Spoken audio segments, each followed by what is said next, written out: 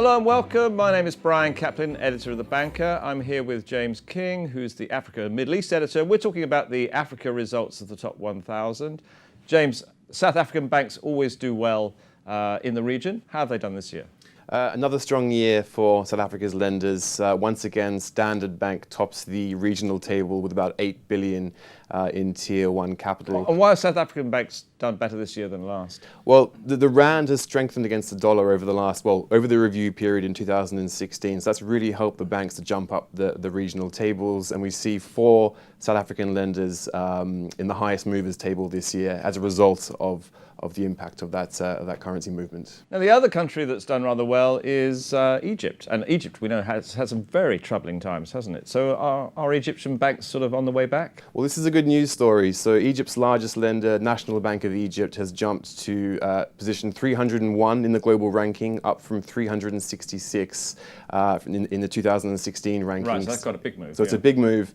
And the banks are also showing good return on capital as well. So obviously the market is a growing market, it's a big population, a large unbanked segments in that country. So it's a good news story there. And on that return on capital, it's worth mentioning that, I mean, Africa stands out, doesn't it, in terms of high returns on capital against other regions of the world? Exactly. So there's good money and good profits to be made here for African lenders, even despite the fact that it's been a very difficult year for some markets across the continent. And also despite the fact that actually, when you look at African banks in terms of the whole top 1,000, they're really rather small, aren't they? That's right. So a very small percentage of our total ranking, but there's some good numbers behind this story, even though it's a small one.